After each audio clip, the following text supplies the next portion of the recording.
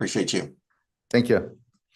Next, we have Mayor Saul Ayon, and after that will be Jeff Ellsworth. Good morning, Mayor. This traffic, not used to it. I applaud everyone that lives in around these communities. We don't have that kind of traffic down to 99, or at least in the Central Valley. Good morning, Chair Escobar and board members and staff. Thank you for your opportunity to speak today and the continued attention you've given McFarland. I want to begin to express my sincere gratitude to Chair Escobar, board member Morgan, for visiting McFarland and touring our challenges. And you've seen firsthand what we got going on in McFarland as far as from our water and our wastewater. But thank you for touring our city, our schools and stuff. You got firsthand. I mean, we're fixing to do a McFarland 2.0 pretty soon. McFarland you say movie, but let me get to the point. As I often say, we have a lot of people want to say it's an urgency, but what I call is an emergency. McFarland is a small, rural, underserved community. Many of our families are low-income, hardworking individuals who rely on agriculture for their livelihoods. Yet, despite the efforts that are burdened by the challenges and our failing infrastructure, our children, who deserve nothing less than safe, clean water, are being directly impacted by these issues. Over the past several months, the city of McFarland has made every effort to secure funding for these critical projects. We have reached out to the county, the state, federal representatives, even representatives that don't represent us. I still call and text. If you give them a call, they'll say this guy bugs too much. As well as organizations as self-help enterprises, we try to pass a measure for our obviously for the water rates and it failed. And that's the last resort. What I do is tax the low-income individuals, especially working in the agriculture industry. So we just need that lifeline. But every time we're referred back to the State Water Resource Control Board, and I think this is my 4th or 5th time being here, and I don't mind seeing you guys at all. The drive is good. And here we are again asking for help on behalf of our residents and most importantly, our children. First, I might stress the dire situation of our water system. McFarland is relying on nearly a 50-year-old water well that you guys seen that it takes a 2x4 to kick up that generator when it starts failing on us. You've seen it firsthand. The Brownie Road well, which is essential to keeping our water well operational, but without additional funding, we are forced to shut down the temporary treatment facility at the end of this month. The system we installed earlier this year with the support of the water board has been critical to removing the nitrate contamination and also the TCP. But it's costing us about $100,000 a month, and it's $1.2 million annually. And I know we were funded for a new water well, but it takes about 16 to 18 months, and that's being aggressive. The well is essential keeping our water system operational, but without additional funding, we are forced to shut down the temporary treatment facility by the end of the month, like I stated. For a small and underserved community, I don't really like using that disadvantage because it's underserved. We cannot afford to sustain the cost without help. I asked the board to approve our urgent drinking water needs application to keep this facility running until the replacement well is completed. Without this funding, the consequences will be devastating for our community. At the same time, I need to turn another attention to another critical matter. It's our McFarland wastewater expansion project.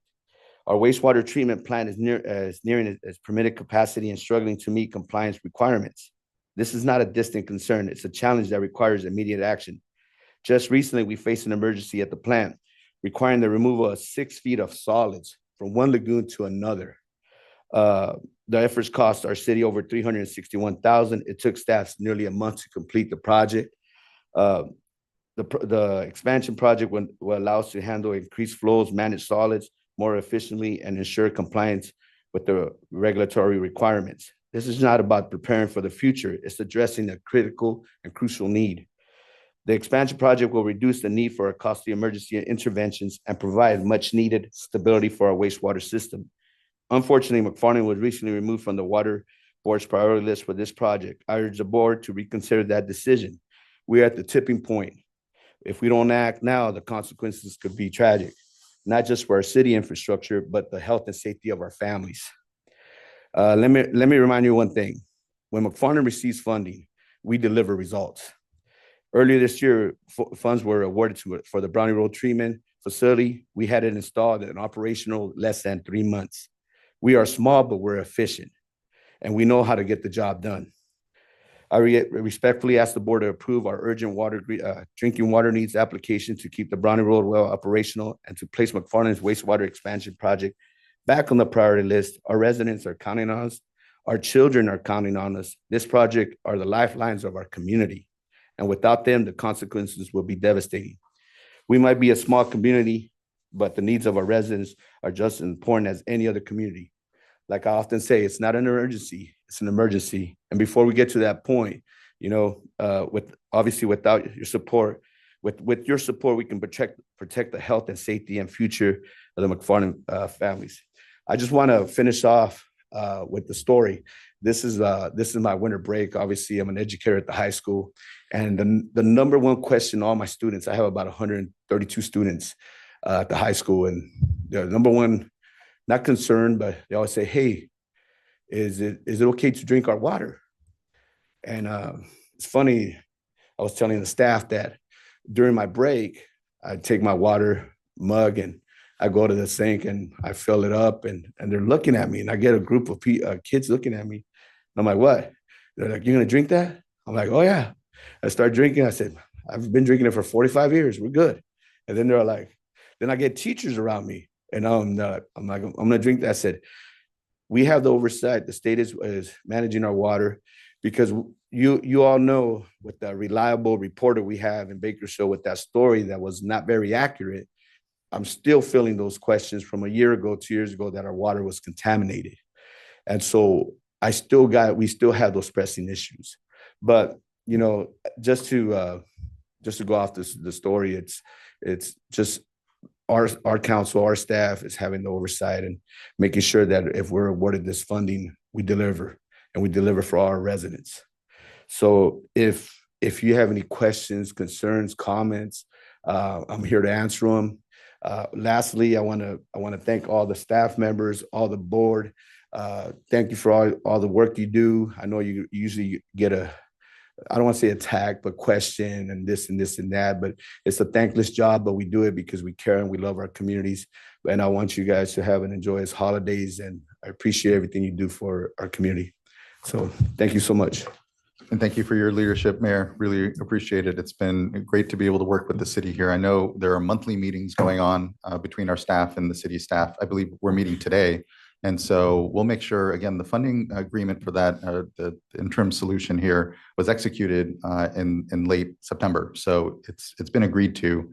We'll just make sure today in your meeting that folks understand how soon, the funds will be actually hitting your accounts and able to ensure that the reverse osmosis treatment is continuing on. Absolutely, because that second well that you've seen where we actually kicked, with the 2x4, we're having some problems with it now. And then it's the winter time, and got to make a critical decision: either shut it down, lose pressure, and stuff like that, like I did last year. And fortunately, we're fine. Which I just don't want to go through sleepless nights again. I hear you. So, thank you so much. Thank you. Really appreciate your voice. And Board Member Firestone. Thanks. Thank you, and thanks for the leadership of the chair and board member Morgan and staff, and working with McFarland, and for your leadership and everyone at the city. And I really appreciate the need here and the priority and importance of making sure the community has drinking water and wastewater services. Obviously, it's top priority across the state, and McFarland is one of a good example of a community that really needs and deserves the investment. I really just wanted to comment because I wanted to ask, and we can follow up later, but maybe just flag for staff and you. We obviously have limited funds for across the state, And in the Central Valley, we're in the Central Valley Regional Water Quality Control Board. Through their regulatory program, there's CV salts and management zones. And the purpose of those programs is to try to help both reduce but also mitigate impacts to communities and wells from nitrate. And I really hope that, although we're talking immediate, like in the next few weeks things, but that I'd really love to hear if there can be discussions or progress on how maybe long-term or in the immediate term, the management zone could be helpful for the community around nitrate issues, because it seems like it's a great example of opportunity for mitigation. Absolutely. And we're also working on that issue as far as that Brownie Road well was obviously affected with the nitrates, and it could be different, I don't say problems or things. Nobody wants to pinpoint where it's coming from or et cetera, et cetera. But yeah, mitigating that problem is huge for us. And with that new well, our engineers are trying to find a location where we don't have the nitrates, but we live in the Central Valley. So right, yeah, and the CV salts program is meant to not have to go down the enforcement route of saying this exact responsible party. It's meant to say, like, collectively, the management zone and all the nitrate dischargers are helping to make sure that communities have safe water. So but look forward to hearing if there's opportunities there. And maybe I'll follow up with staff on that. But since we're in the Central Valley Regional Board, while you're here, maybe there's some opportunity to engage. So thanks. I'm available. So thank you, Mayor. And good point, board member. I know it was one that was brought up on our tour as we talked about the Browning well and potential sources from where that nitrate contamination was coming from, and had good conversation with the mayor around that. So appreciate that. And I'm currently working on that. Appreciate it. So yeah, I'm doing I don't say me, but our staff and me, we're doing our diligence on that. I appreciate that. Yeah. So we got stuff moving. So thank you, Mayor. I really appreciate your service. And again, your advocacy. It means a lot in the partnership here. I'm glad to do our part. So thank you.